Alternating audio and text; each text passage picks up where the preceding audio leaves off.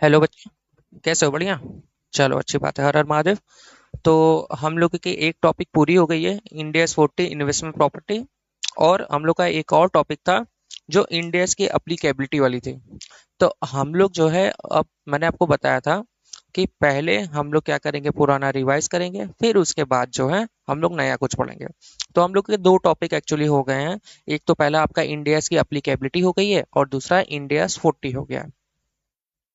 तो मैंने आपको बोला था कि पहले हम लोग पुराना रिवाइज करेंगे, तो आ जाइए हम लोग रिवाइज करते हैं। आज ये सबसे पहली वाली क्लास रिवाइज करते हैं। तो मैंने पहले वाली क्लास में आपको बताया था, पहले आपको कांग्रेस कांग्रेस किया था कि आप आईपीसीसी इंटर पास हो गए हो।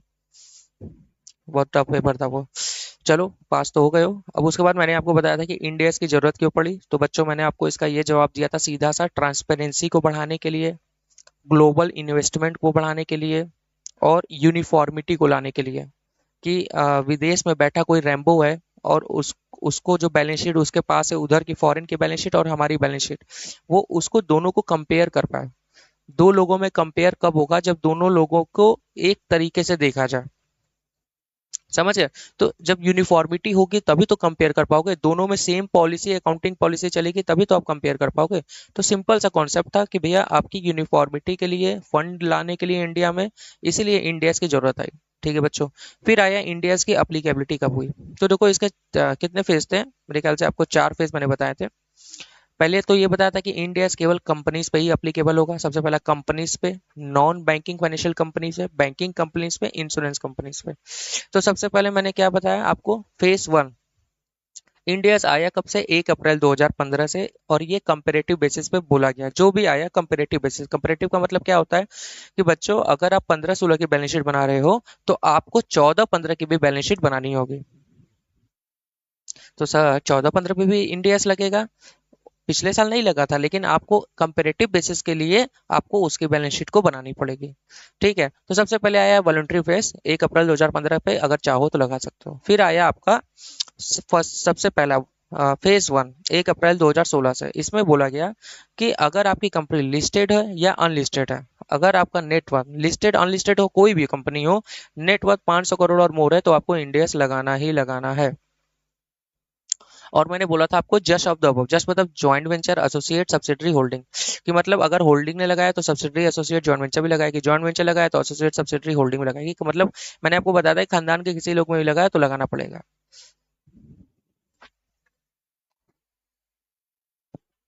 सॉरी, वो थोड़ा सा मुंह में कुछ हो गया मेरे, तो बोलने में थोड़ा सा दिक्कत हो रही है। तो चलो आ जाओ।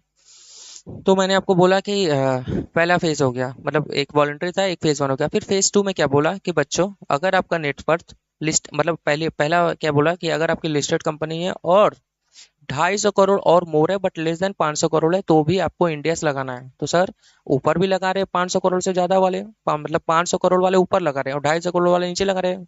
तो लगा तो दोनों ही रहे। तो मैंने आपको बताया था कि इसमें कुछ आपको रियायत दी जाएगी कि भैया आपको ये इंडियाज कॉम्प्लायंस करने की जरूरत नहीं है, जो बड़े बड़े इंडियाज है, जो बड़े बड़े लोगों के लिए बनाए गए हैं। फिर आया दूसरा पॉइंट कि अगर आप जो है अनलिस्टेड कंपनी हो, अगर आप अनलिस्टेड कंपनी हो और आपकी, अगर आपकी नेटवर्थ जो है 250 करोड़ से ज्यादा है बट लेस देन 500 करोड़ में, तो आपको इंडेक्स लगाना पड़ेगा।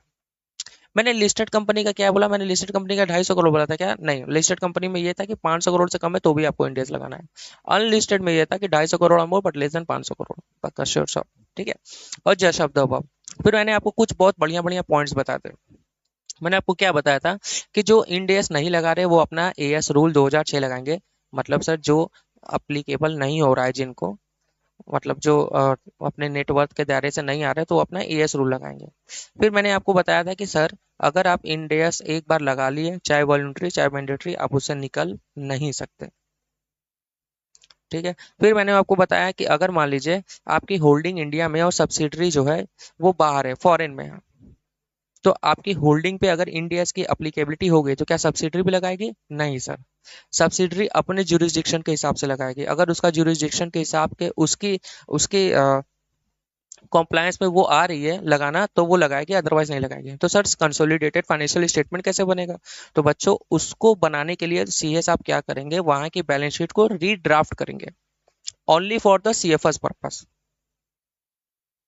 उसको कॉम्प्लायंस नहीं करना है कि आपको मैंडेटरी नहीं है, लेकिन आप अपने ईज के लिए आपको आपको सीएफएस कैसे बनाना होगा, सीएफएस तो बनाना होगा ना उसकी बैलेंस शीट लेके।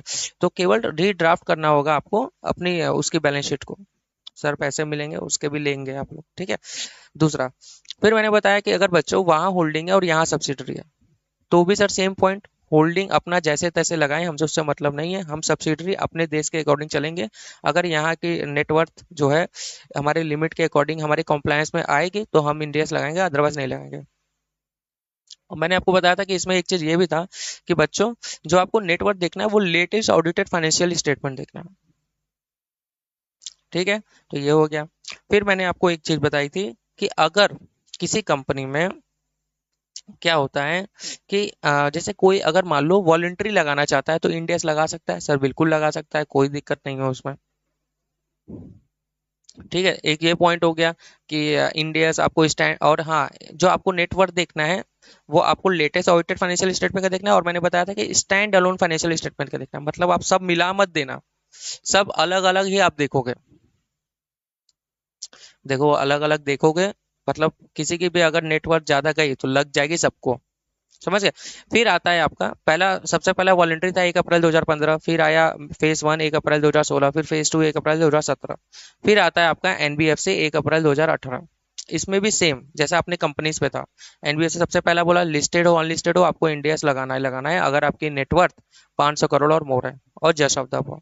सेकंड फेज क्या बोला, लिस्ट अनलिस्टेड भी हो 500 करोड़ से कम हो तो आपको इंडियस लगाना है। इसका सेकंड पॉइंट क्या था, सेकंड मतलब जो आपका चौथा फेज है उसका सेकंड पॉइंट ये था कि अगर आप एनबीएफसी हो, लेकिन अगर आपकी नेटवर्थ 250 करोड़ और मोर है बट लेस देन 500 करोड़ है, आप लिस्टेड नहीं हो चलेगा, लेकिन अगर आपकी नेटवर्थ 250 करोड़ है मुझसे या मोर है, 250 करोड़ है या उससे ज्यादा है बट 500 करोड़ से कम है, तो आपको इंडियस लगाना ही लगाना पड़ेगा, ठीक है। बाकी जो सब मैंने इंपॉर्टेंट पॉइंट बनाए थे वो सब कुछ सेम है एनबीएफसी में, बस एक पॉइंट ये था एनबीएफसी का कि इन एनबीएफसी वॉलंटरी इंडियस नहीं लगा सकते, ठीक है। तो 1 अप्रैल आपका क्या से हुआ, 18 19 हो गया। फिर आपका बैंकिंग कंपनी पे आया, बैंकिंग कंपनी पे भी 1 अप्रैल 2018 से आया कि आपको जो है इंडियस लगाना ही लगाना है। बैंकिंग और एनबीएफसी पे दोनों पे सेम समय पे आया था 1 अप्रैल 2018 पे। बैंकिंग कंपनी को इंडियस लगाना ही लगाना है। फिर उसके बाद ये बोला गया कि भैया अगर आप बैंकिंग में दो एक्सेप्शन डाले गए थे ना, आरआरबी को, रीजनल रूरल बैंक, और कोऑपरेटिव बैंक को, इसको इंडियस लगाने की जरूरत नहीं है। क्यों नहीं है, मैं आपको इसका भी बात बताया था।